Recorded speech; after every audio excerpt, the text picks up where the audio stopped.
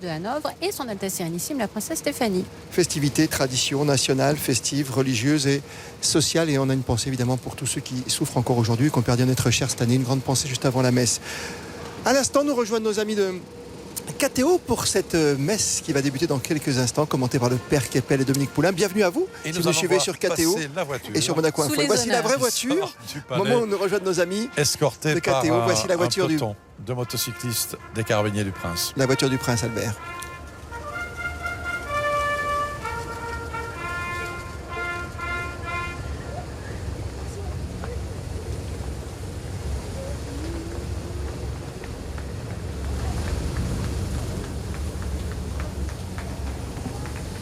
Et là, on peut le souligner parce qu'on le vit. Alors, parce que nous sommes chanceux, nous sommes au très plus bien près sur ce plateau très bien situé. Mais voilà, je ne sais pas si vous l'avez vu, messieurs, le prince Albert II qui prend la peine de vraiment saluer la foule ici présente. Voilà, marque vraiment, on voit l'intérêt qu'il porte aux gens, sa gentillesse. Et beaucoup de respect. Et, voilà, beaucoup de respect. Je crois qu'il faut le souligner parce que... C'est assez rare. Et il faut rappeler aussi que c'est pas seulement parce que c'est la fête nationale, mais quand il se déplace dans sa voiture à travers la ville, si les gens le reconnaissent, ils lui font un petit signe, il répond toujours à ce signe, alors que... C'est un chef d'État impliqué au quotidien. Tout à fait. Sandrine. Proche de ses citoyens. José, merci pour ces précisions évidemment d'importance en ce début de fête nationale aujourd'hui. Mais sans plus tarder, on va reprendre la direction de la cathédrale. On avait retrouvé avec grand plaisir tout à l'heure sur les marches, évidemment, Dominique Poulain et le Père Keppel qui sont installés désormais à l'intérieur de la cathédrale pour vous faire vivre cette messe d'action de grâce. Oui, effectivement, Christophe, avec l'arrivée du prince Albert II et de son épouse, la princesse Charlène. Vous le voyez, hein, ils sont accueillis par Monseigneur Barcy, l'archevêque de Monaco. Il souhaite naturellement la bienvenue au couple princier. Il y a également à ses côtés Monseigneur Luigi Peruto, qui est nonce apostolique. C'est le clergé du diocèse de Monaco. Et donc, Monseigneur Barcy qui va ensuite accueillir les membres de la famille princesse, de la famille princière, alors que vous avez vu également que tous les invités ont pris place dans la cathédrale. Il y a notamment Monseigneur Barcy qui va célébrer cette messe. Il y aura également Monseigneur Luigi Peruto et puis quelques prêtres qui sont invités. Père Keppel, on dit toujours une messe d'action de grâce. Qu'est-ce qu'il faut entendre par action de grâce ?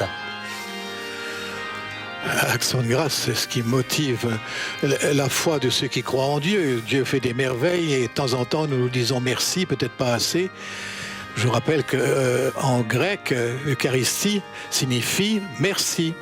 Chaque messe est une messe d'action de grâce de tout le peuple uni à Jésus qui s'adresse à Dieu le Père.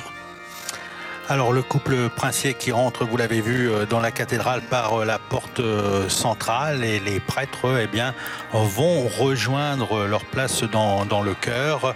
Et actuellement, c'est Monseigneur Barcy qui est en train d'amener donc le couple princier à sa place.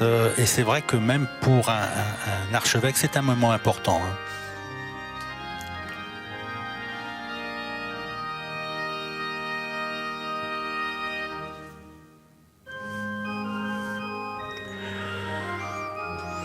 Célébrer la fête nationale un dimanche est une occasion pour les catholiques pratiquants en principauté, dans leurs diverses églises, il y en a une dizaine environ, de prier cette fois-ci ensemble pour le chef de l'État et pour sa famille. Parce que vivre à Monaco donne certainement à chacun des motifs très différents, nous disons d'action de grâce, parfois des motifs ambigus, mais ce jour en particulier nous donne l'occasion publique et officielle dans un pays concordataire, où le catholicisme est religion d'État, dans l'esprit de Vatican II, nous sommes tous réunis autour du même Seigneur, car cette cathédrale rassemble bien sûr, hélas, un nombre restreint de privilégiés, notamment en raison de leur responsabilité officielle. C'est donc aujourd'hui dimanche, Dies Dominicus. Il n'est guère de thème plus fréquent dans la Bible que celui du jour du Seigneur. Voilà, et on a vu le couple princier accueilli notamment sur une composition écrite comme une procession nuptiale, Processional in Air, de Denis Johnson. Et au grand orgue, eh bien, c'est tout simplement Olivier Vernet. C'est le titulaire du grand orgue depuis 2006. C'est lui qui avait notamment célébré le mariage princier le 2 juillet 2011. Il avait également, il était au clavier pour le baptême princier du prince héréditaire Jacques et de la princesse Gabriella. C'était en mai 2015.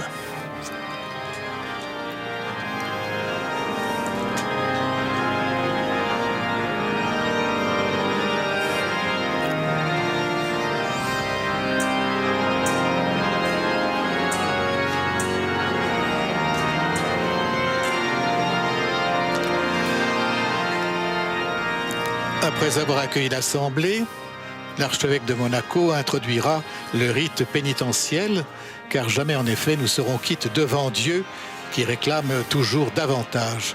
Nous demandons pardon pour nos craintes, pour nos manques d'initiative. Je rappelle cette phrase du prince Albert qui disait, et c'était à l'ONU, le changement de nos modes de vie est aujourd'hui plus que nécessaire. C'est donc par le chant du Kyrie que va commencer cette célébration, comme toute célébration eucharistique.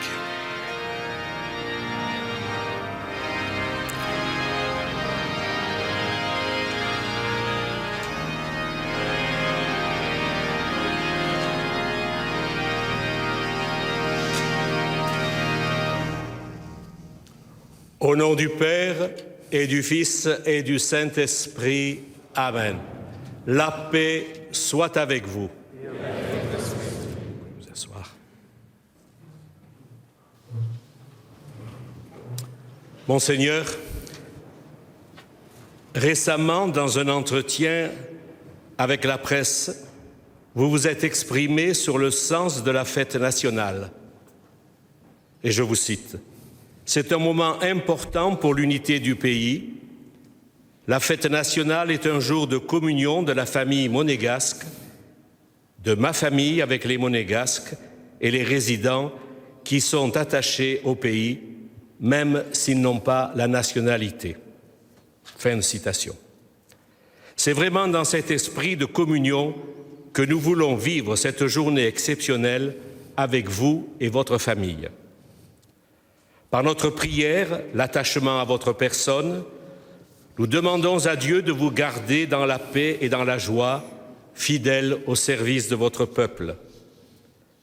Nous implorons le Seigneur pour votre épouse, Son Altesse Sérénissime la princesse Charlène, vos enfants, leurs Altesses Sérénissimes le prince héréditaire Jacques et la princesse Gabriella, que nous avons le bonheur de voir grandir.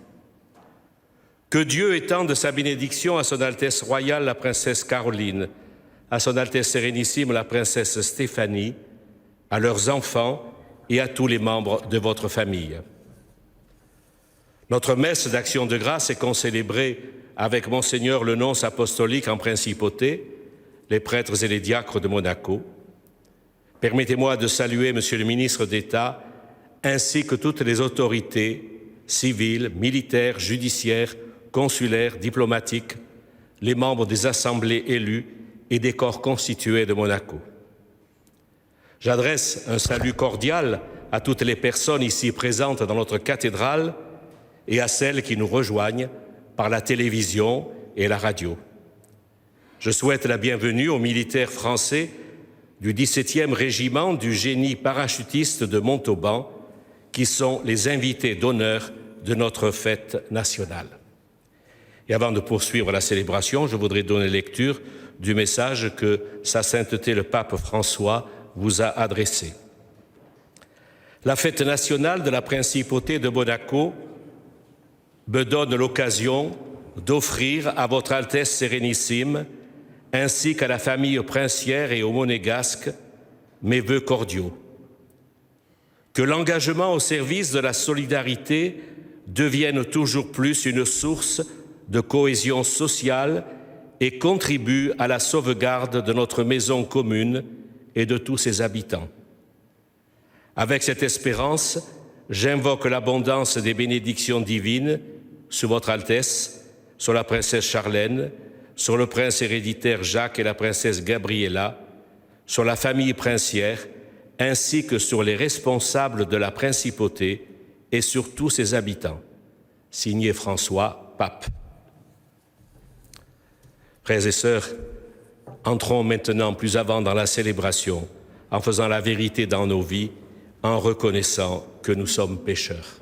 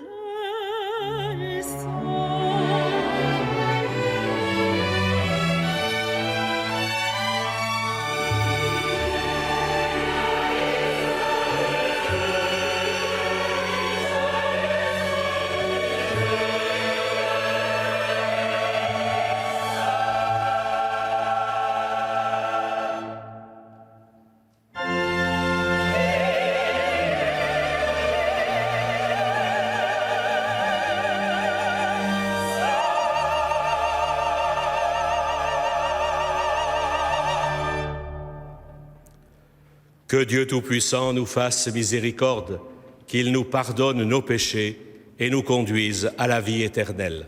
Amen.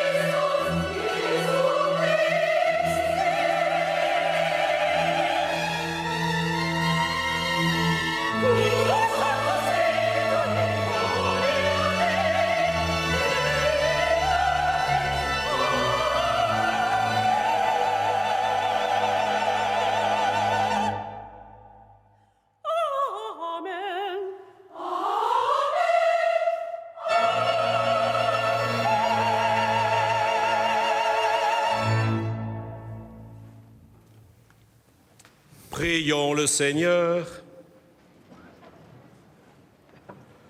Dieu qui veille sur notre monde, regarde le pays où tu nous as donné de vivre. Accorde à tous ses habitants de rechercher le bien commun, à ceux qui nous gouvernent de le faire avec sagesse, afin qu'il y ait parmi nous plus de justice et dans le monde entier plus de bonheur et de paix. Par Jésus-Christ, ton Fils, notre Seigneur et notre Dieu, qui règne avec toi et le Saint-Esprit, maintenant et pour les siècles des siècles.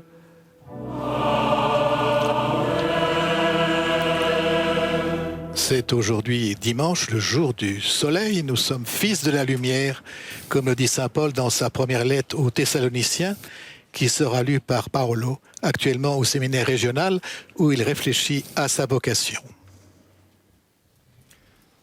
Lecture de la première lettre de saint Paul apôtre aux Thessaloniciens. Pour ce qui est des temps et des moments de la venue du Seigneur, vous n'avez pas besoin, frères, que je vous en parle dans ma lettre.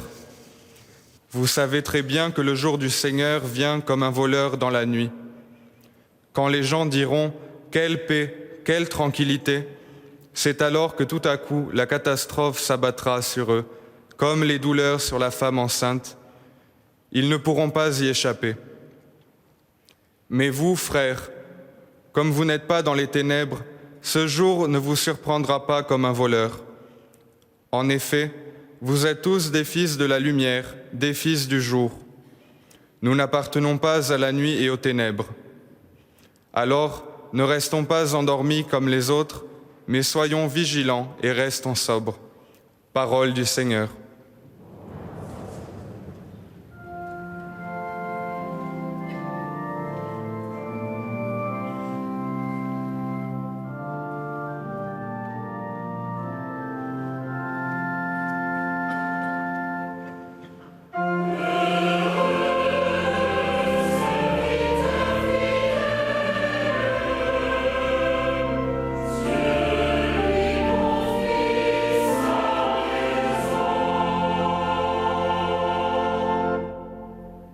Heureux qui craint le Seigneur et marche selon ses voies. Tu te nourriras du travail de tes mains. Heureux es-tu, à toi le bonheur.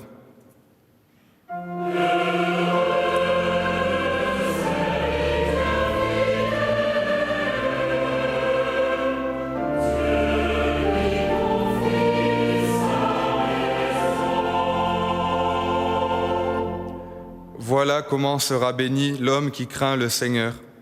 De Sion, que le Seigneur te bénisse. Tu verras le bonheur de Jérusalem tous les jours de ta vie.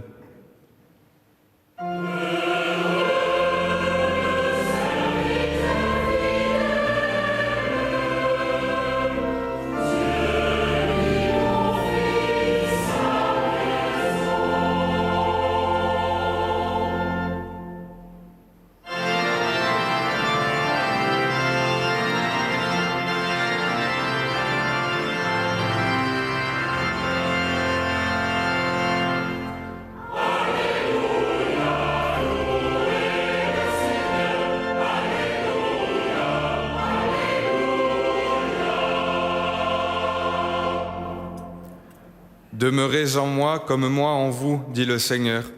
Celui qui demeure en moi porte beaucoup de fruits.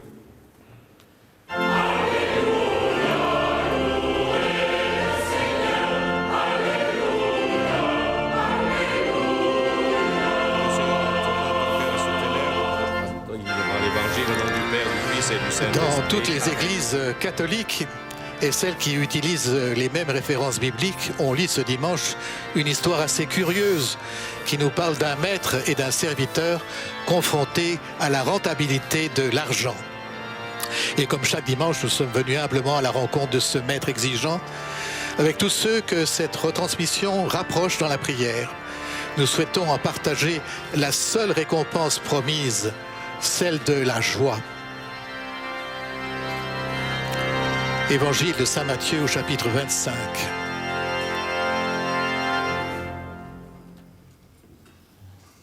Le Seigneur soit avec vous. Et Évangile de Jésus-Christ selon saint Matthieu.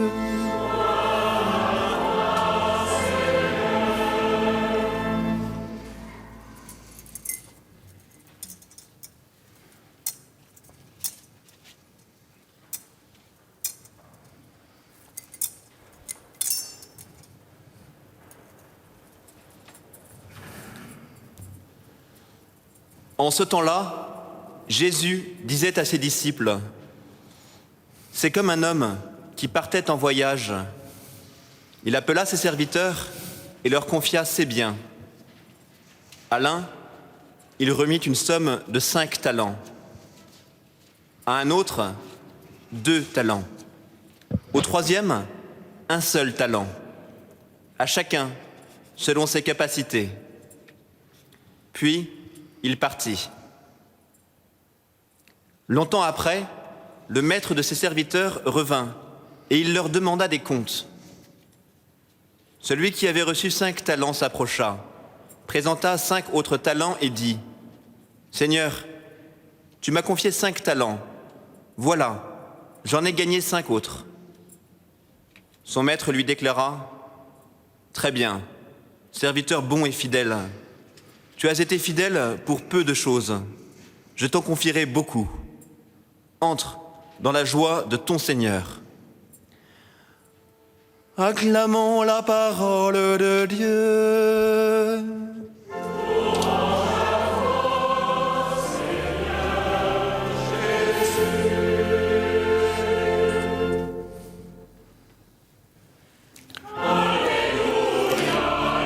L'évangile que nous avons entendu dépasse la sagesse universelle parce qu'elle est l'expression de la perfection humaine telle que nous sommes appelés à la vivre à la suite du Christ, sachant que tout nous sera donné par surcroît, à condition de chercher d'abord le royaume de Dieu et sa justice. Cette parole va être commentée par l'archevêque, le président de cette assemblée eucharistique, Monseigneur Barcy.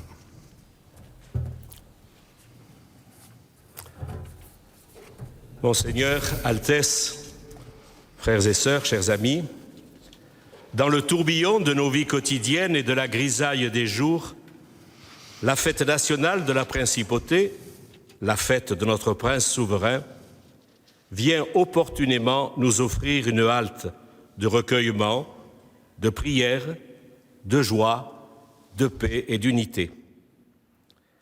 Comme je l'ai dit au début de la célébration, avec ferveur, nous prions le Dieu vivant, Père de tous les hommes, pour son Altesse Sérénissime, le prince Albert II, qui, par grâce divine, a été établi comme souverain de Monaco.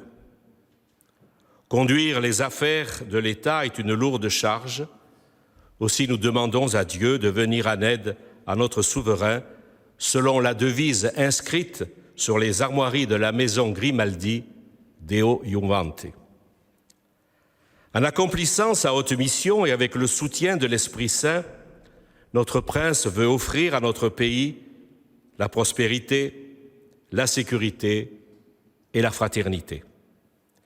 Par son engagement en faveur du développement durable, il entraîne le monde à relever le défi de la crise écologique et sociale qui menace la Terre, notre maison commune, comme l'a écrit tout à l'heure dans son message le pape François.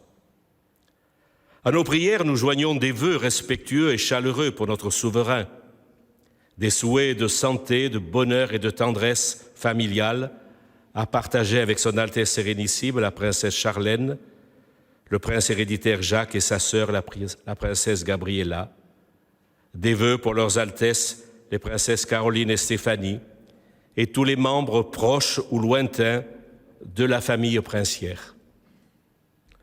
Comme cela advient quelquefois dans le calendrier, nous vivons cette année la fête nationale un dimanche. Pour les chrétiens, c'est le premier jour de la semaine. Ce jour-là, ils observent le repos du Dieu créateur et se rassemblent afin de commémorer la résurrection de Jésus-Christ. Pour la société civile tout entière, le dimanche est également un jour important, car il permet aux hommes de se reposer, de vivre la solidarité familiale et de s'adonner à des activités de détente ou de service. En parlant du dimanche, le pape Saint Jean-Paul II disait qu'il est à la fois le jour du Seigneur et le jour de l'homme. En communion avec l'Église universelle, notre Assemblée vient d'entendre la parole de Dieu prévue pour ce dimanche de l'année liturgique. Les textes bibliques nous proposent de méditer sur le retour du Christ, qui adviendra à la fin des temps et de l'histoire. Dans l'attente de cet événement, dont nous ne connaissons ni le jour ni l'heure, nous sommes appelés à veiller, à prier, à nous tenir prêts. Afin d'illustrer cet enseignement de la foi, Jésus rapporte à ses auditeurs une parabole, un petit récit imagé. Un homme, avant de partir en voyage, confie ses biens à ses serviteurs. Chacun, selon ses capacités, reçoit un ou plusieurs talents. Le talent, à l'époque antique, était une monnaie d'une valeur considérable. Au retour de son maître, le serviteur qui avait reçu 5 talents en rapporte 5 autres. Il a doublé la mise, une augmentation de 100%, une plus-value fabuleuse, fruit d'un travail et d'un effort soutenu. Cette parabole révèle la bonté de Dieu. Dieu distribue ses dons aux hommes, et le plus grand de ces dons, c'est l'amour. Chacun de nous reçoit l'amour en vue du bien de tous. Le monde, hélas, est déchiré par la violence et le terrorisme, l'idolâtrie du pouvoir et de l'argent, la misère et la pauvreté. Il y a urgence, frères et sœurs, à sortir de notre tiédeur et de notre insouciance pour faire fructifier davantage nos dons d'amour. Cette crise qui affecte profondément nos sociétés n'est-elle pas d'abord morale et spirituelle ? Certes, pour résoudre les problèmes du monde, il convient de trouver des solutions technologiques et économiques. Mais le dénouement final n'est-il pas du côté de ces affirmations du Seigneur Dieu ?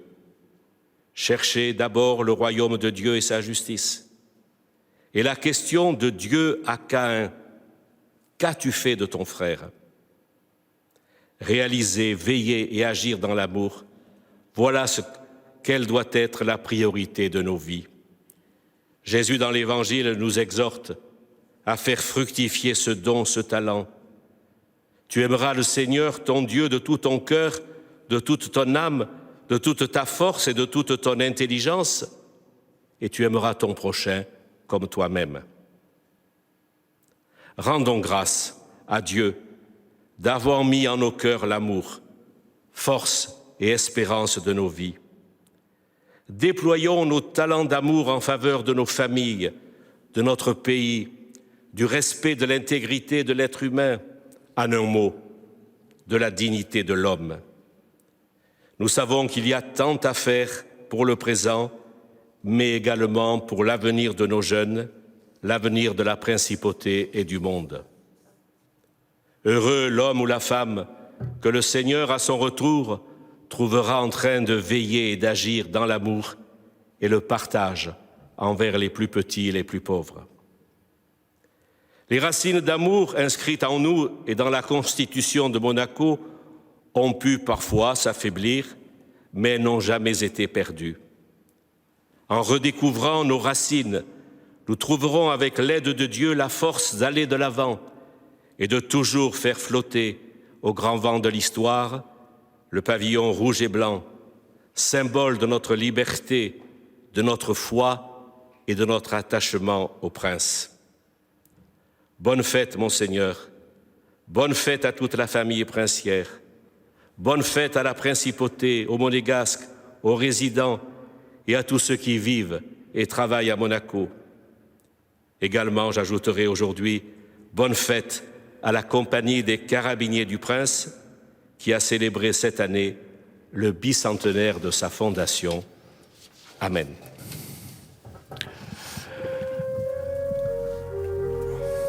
Comme l'a souligné l'archevêque de Monaco, La parabole des talents nous a rappelé que notre vie se poursuit plus ou moins longtemps dans l'attente de la venue du Seigneur. Et face à une si longue absence, c'est à une attitude active, généreuse, solidaire que nous sommes invités. Et au jour de son avènement, en 2005, notre prince nous disait « Tel est le sens que je souhaite donner à mon action. Ce n'est qu'en s'appuyant sur nos valeurs de simplicité, de sens de responsabilité, de travail, de solidarité, que nous obtiendrons ce monde de paix, de justice et de progrès auquel légitimement chacun se doit d'aspirer. »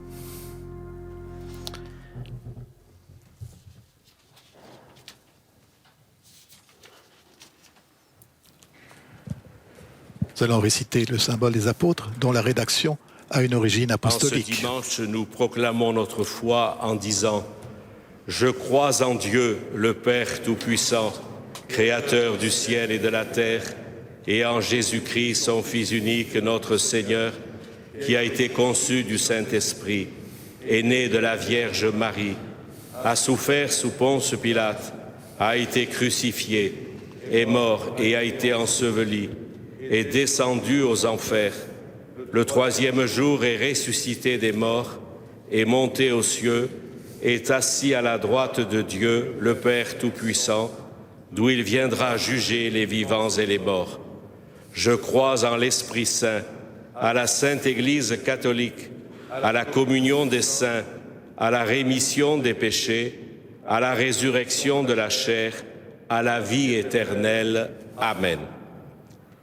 Partageant la même foi et la même charité, unis dans le même esprit et la même espérance, faisons monter vers Dieu notre prière unanime.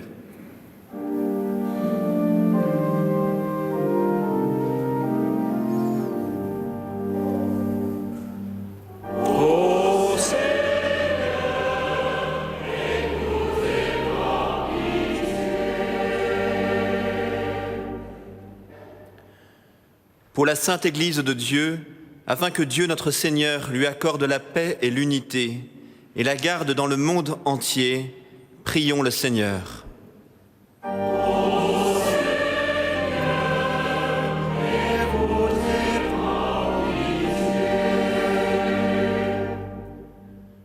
Pour le prince souverain Albert II, qui gouverne notre pays, et pour ceux qui partagent sa responsabilité, afin que Dieu notre Seigneur dirige les esprits et les cœurs au service de la paix, prions le Seigneur.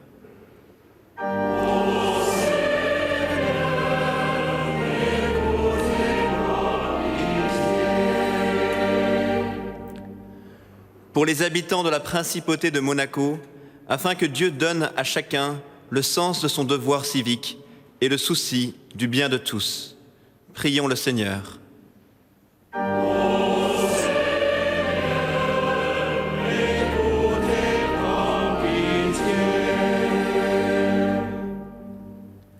Dieu éternel et tout-puissant, qui régit l'univers du ciel et de la terre, exauce en ta bonté les prières de ton peuple, par le Christ notre Seigneur. Amen.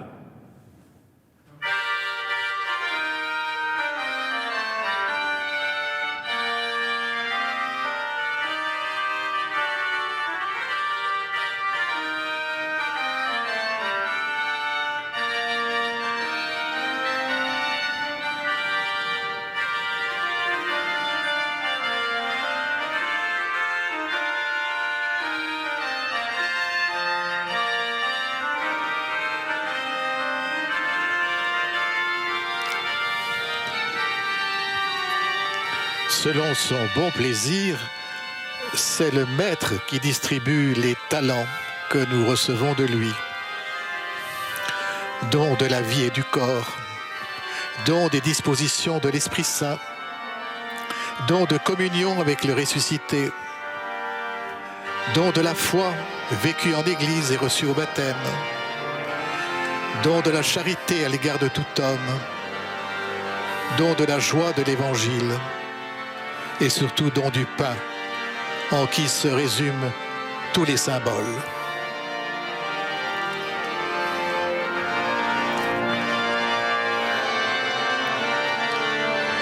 Et l'offertoire avec une œuvre de Charles Pireuil qui s'intitule La Béatitude. Et cette partition a été écrite essentiellement pour les instruments tels que l'orgue.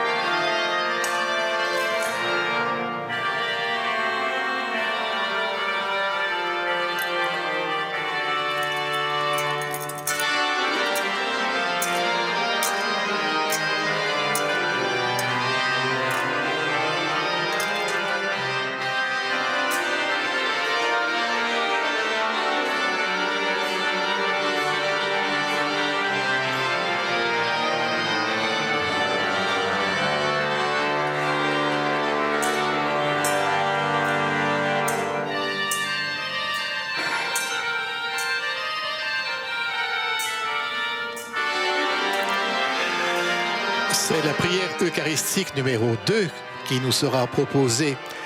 Elle est attribuée à Hippolyte, le plus grand théologien du IIIe siècle dans l'Église de Rome. Signalons déjà que, à partir du premier dimanche de l'Avent, la nouvelle formulation de la 6e demande du Notre Père qui va conclure cette prière eucharistique sera adoptée, y compris par les églises non catholiques francophones. Ne nous soumets pas à la tentation devient « ne nous laisse pas entrer en tentation ». La traduction de ce verset est d'ailleurs fort complexe et fera sans doute le sujet de judicieux commentaires en paroisse dans les groupes de travail.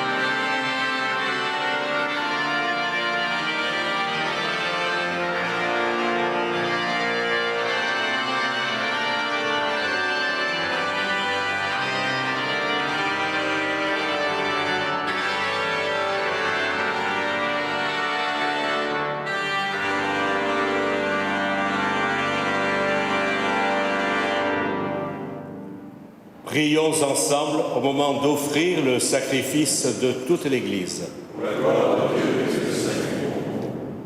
Permets, Seigneur notre Dieu, que l'offrande placée sous ton regard nous obtienne la grâce de vivre pour toi et nous donne l'éternité bienheureuse. Par Jésus le Christ notre Seigneur. Amen. Le Seigneur soit avec vous. Et avec votre esprit. Élevons notre cœur. Nous élevons le Seigneur. Rendons grâce au Seigneur notre Dieu. Cela est juste et bon. Vraiment très saint, il est juste et bon de te rendre grâce toujours et en tout lieu par ton Fils bien-aimé Jésus-Christ. Car il est ta parole vivante par qui tu as créé toutes choses. C'est lui que tu nous as envoyé comme Rédempteur et Sauveur, Dieu fait homme, conçu de l'Esprit Saint, né de la Vierge Marie. Pour accomplir jusqu'au bout ta volonté et rassembler du milieu des hommes un peuple saint qui t'appartienne, il étendit les mains à l'heure de sa passion afin que soit brisée la mort et que la résurrection soit manifestée. C'est pourquoi, avec les anges et tous les saints, nous proclamons ta gloire en chantant d'une seule voix.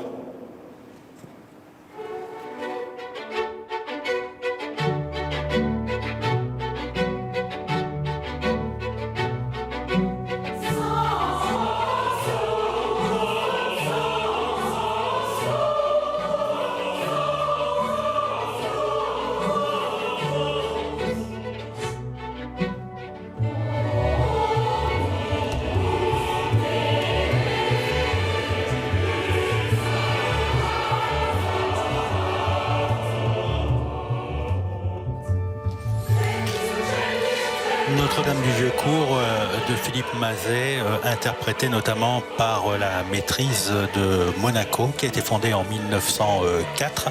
Elle assure le service musical de la cathédrale de Monaco. Elle est composée de 85 chanteurs, dont 25 petits chanteurs de Monaco.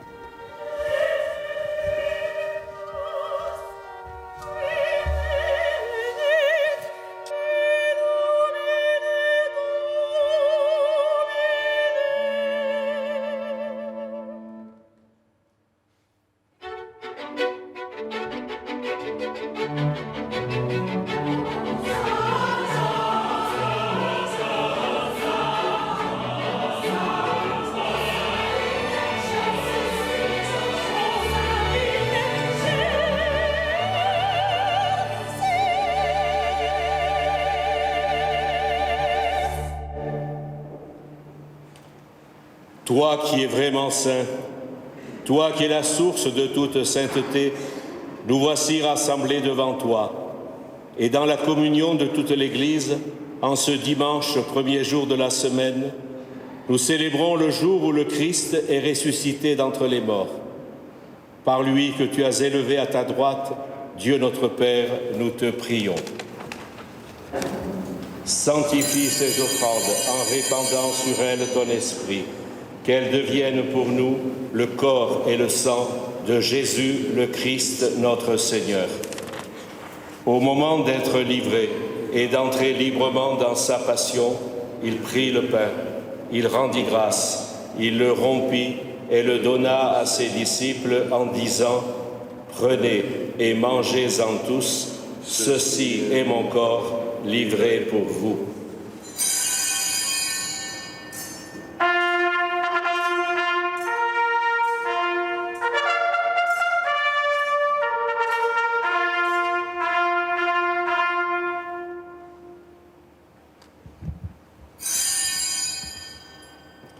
De même, à la fin du repas, il prit la coupe. De nouveau, il rendit grâce et la donna à ses disciples en disant « Prenez et buvez-en tous, car ceci est la coupe de mon sang, le sang de l'alliance nouvelle et éternelle, qui sera versé pour vous et pour la multitude en rémission des péchés. Vous ferez cela en mémoire de moi. »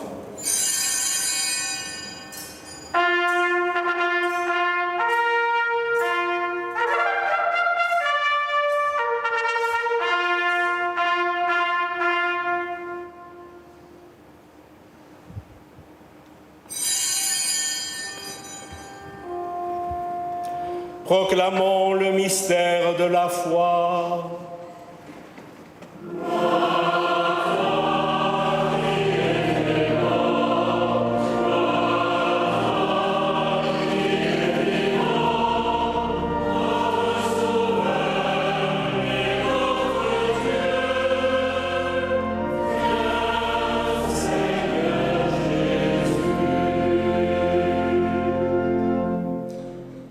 Faisant ici mémoire de la mort et de la résurrection de ton Fils, Nous t'offrons, Seigneur, le pain de la vie et la coupe du salut, et nous te rendons grâce car tu nous as choisis pour servir en ta présence. Humblement, nous te demandons qu'en ayant part au corps et au sang du Christ, nous soyons rassemblés par l'Esprit Saint en un seul corps. Souviens-toi, Seigneur, de ton Église répandue à travers le monde. Fais-la grandir dans ta charité avec le pape François, notre évêque Bernard et tous ceux qui ont la charge de ton peuple. Souviens-toi aussi de nos frères qui se sont endormis dans l'espérance de la résurrection et de tous les hommes qui ont quitté cette vie. Reçois-les dans ta lumière auprès de toi. Sur nous tous, enfin, nous implorons ta bonté. Permets qu'avec la Vierge Marie, la bienheureuse Mère de Dieu, avec Saint Joseph, son époux, les apôtres et les saints de tous les temps qui ont vécu dans ton amitié, nous ayons part à la vie éternelle et que nous chantions ta louange par Jésus-Christ, ton Fils bien-aimé. Par lui, avec lui, en lui, à toi, Dieu le Père Tout-Puissant, dans l'unité du Saint-Esprit, tout honneur et toute gloire, pour les siècles des siècles.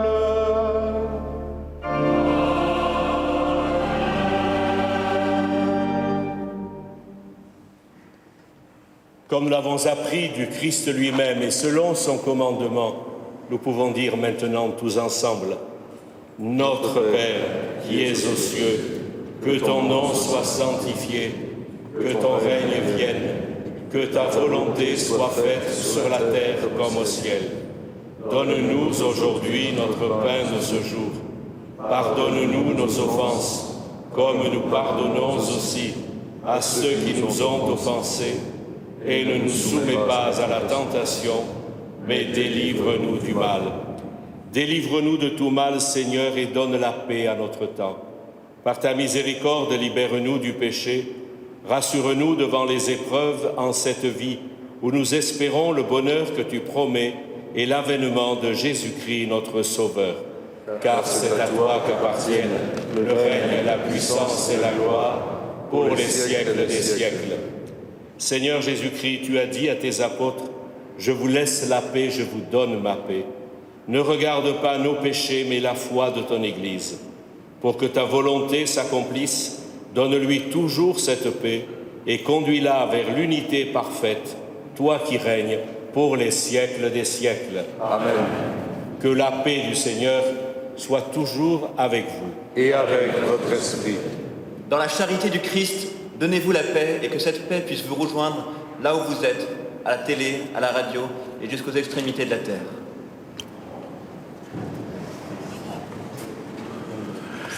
Le geste de paix que nous échangeons peut aussi devenir un jour.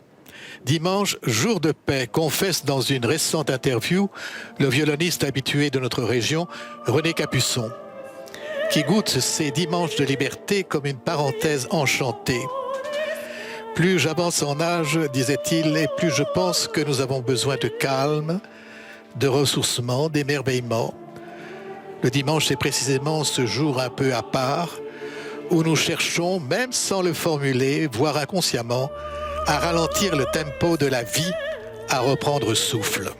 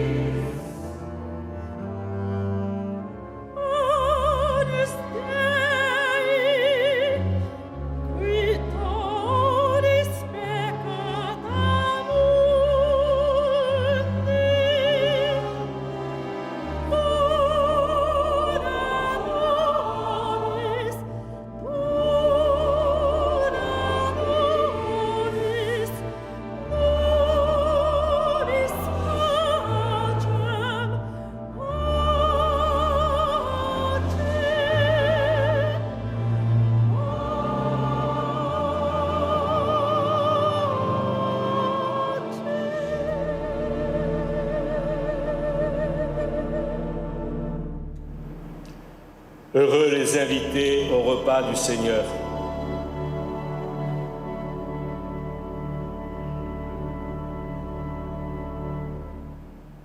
Voici l'agneau de Dieu qui enlève le péché du monde.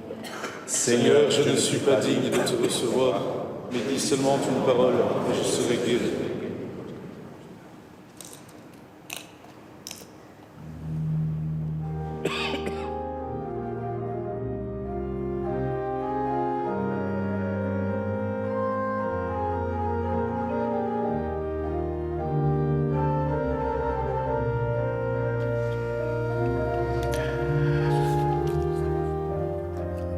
Nous écoutons un choral de Jean-Sébastien Bach qui a pour titre « Ô mon âme chérie, embellis-toi ».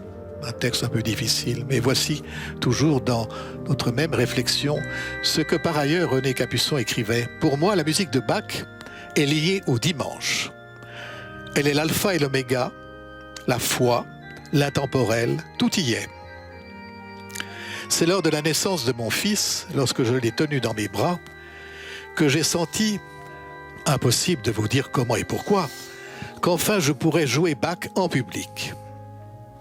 Avant, je m'en sentais incapable. À une époque, j'écoutais du Bach tous les dimanches matins comme une méditation et une louange, notamment la messe en si mineur. Depuis quelques semaines, j'aime commencer la journée en jouant un mouvement de sonate et de partita. Je me réveille, je me douche, je joue Bach, comme si, après avoir lavé mon corps, je lavais mon âme. Et c'est une œuvre composée à Leipzig, en Allemagne, entre 1747 et 1750, c'est-à-dire dans les toutes dernières années de la vie de Jean-Sébastien Bach.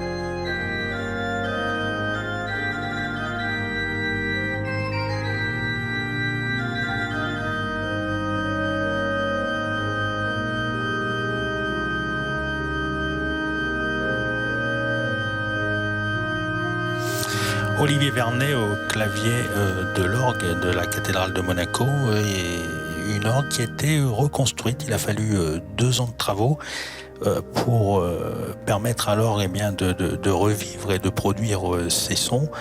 Elle a été entendue après ces 2 ans de travaux à l'occasion de la fête nationale de 2011, et c'est un instrument qui se veut contemporain.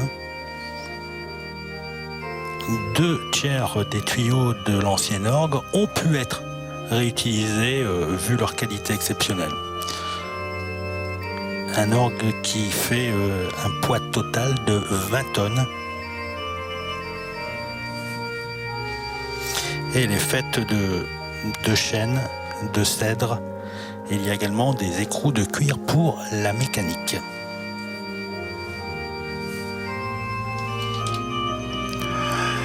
Tout chef d'État, en assumant ses redoutables fonctions, est appelé, en politique notamment, à un beau et noble service, celui de la responsabilité à vivre ensemble dans son pays. Nous rejoignons les aspirations spirituelles et humaines de notre prince souverain en adressant dans un instant publiquement une prière solennelle à son intention. Seigneur, assure le salut de notre prince Albert. Et puis ce sera le chant du Te Deum. Te Deum, ce sont les 2 premiers mots du chant latin d'action de grâce, à toi Dieu notre louange, qui est entonné à la fin de l'office de lecture, célébré en particulier la nuit dans les monastères, ou chanté dans des grandes circonstances solennelles, comme c'est le cas chaque année ici à Monaco pour la fête nationale. Ce chant du Te Deum a été composé par l'évêque grec Nicétas à la fin du IVe siècle. Il s'agit d'une hymne de louange originellement pour la fête de la Nativité, s'adressant au Dieu 3 fois saint, à la Trinité et au Christ. Et cette année, nous écouterons donc une version solennelle de ce Te Deum.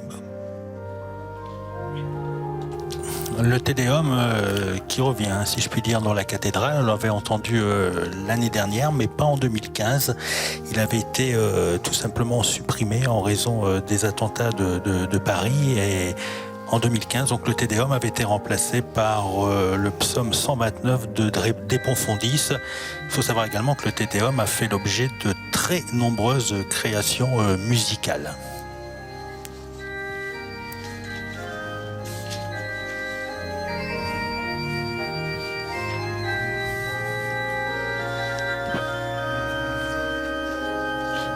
Et là, c'est une composition d'Henri Purcell.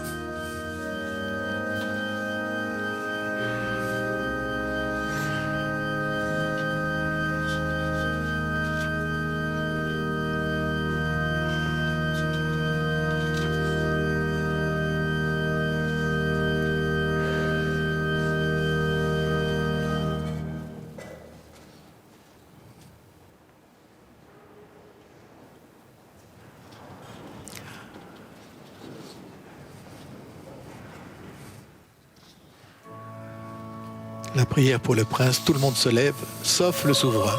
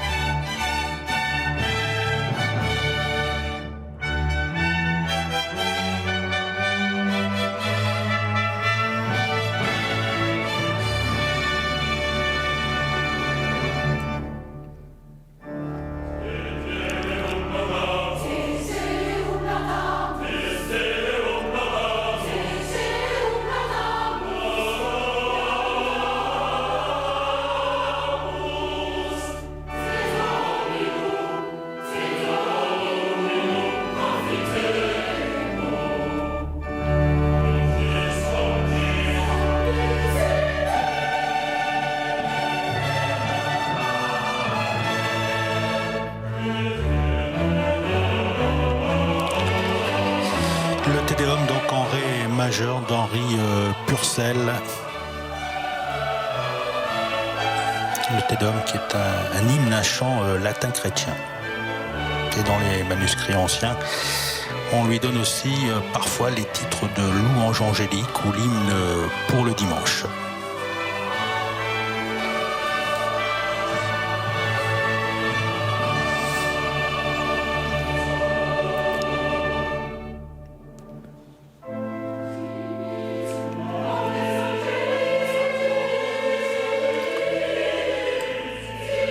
Devant toi se prosternent les archanges, les anges et les esprits des cieux. Ils te rendent grâce, ils adorent, ils chantent. Saint est le Seigneur, Dieu de l'univers. Le ciel et la terre sont remplis de ta gloire. Sauve ton peuple, Seigneur. Bénis ton héritage.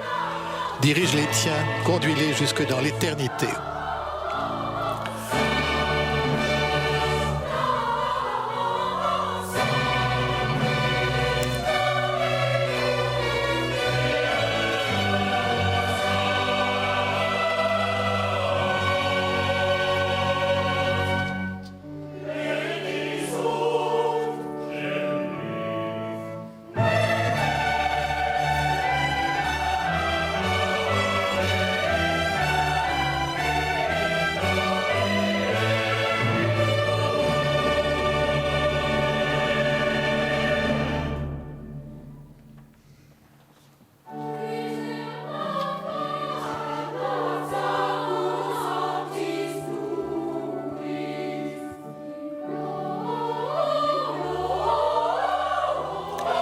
Chaque jour, nous te bénissons et nous louons ton nom à jamais dans les siècles des siècles. En toi, Seigneur, j'ai mis mon espérance, je ne serai jamais confondu.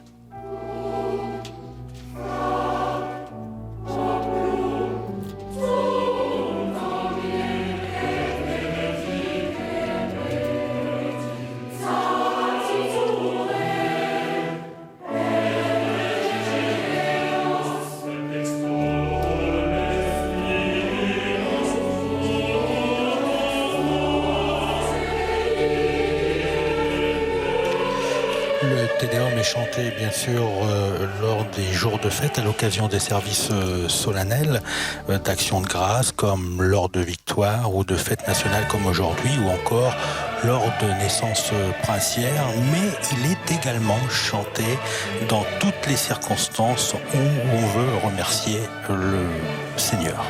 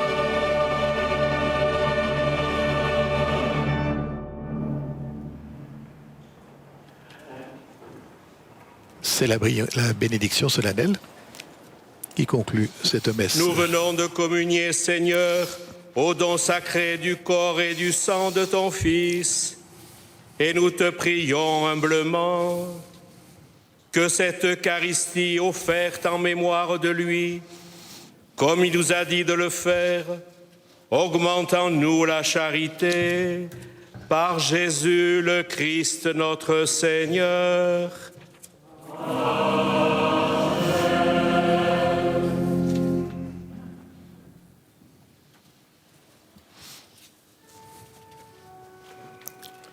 Dominus vobiscum.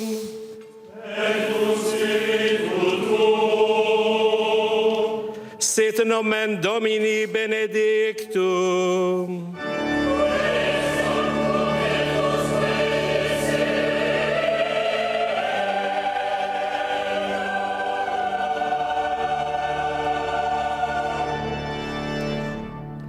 Adiutorium nostrum in nomine Domini.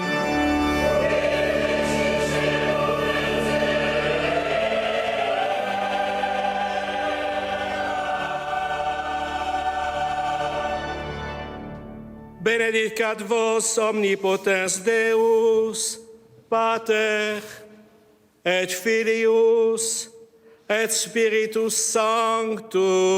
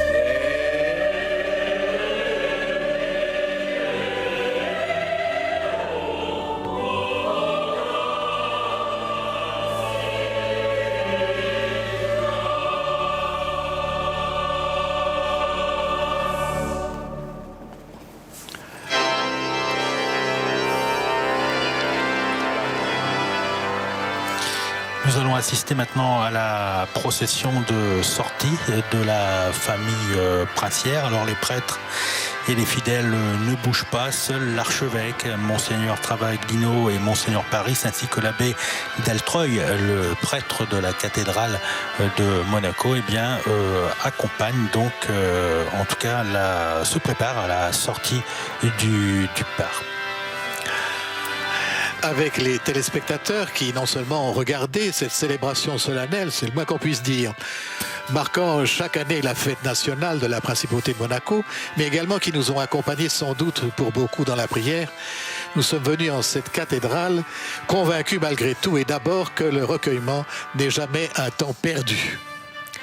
Prier, c'est faire un acte d'unité, écrivait Cyprien de Carthage au IIIe siècle, et ceci dans un contexte difficile de persécution.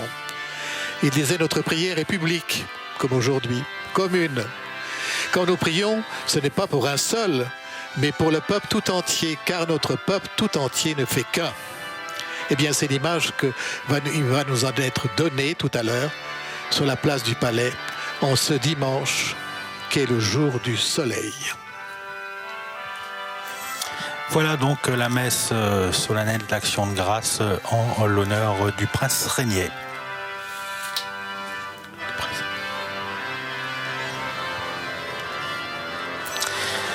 On va retrouver tout de suite Christophe Paco et Sandrine sur la place du Palais. Sandrine Nègre avec José Sacré, on est heureux de vous retrouver évidemment après cette grande messe d'Action de grâce. Merci à vous Père Kepel, merci Dominique Poulain et merci à ceux qui nous ont suivis également aujourd'hui sur la chaîne KTO. Vous êtes une belle journée en ce dimanche ensoleillé de fête nationale ici en Principauté.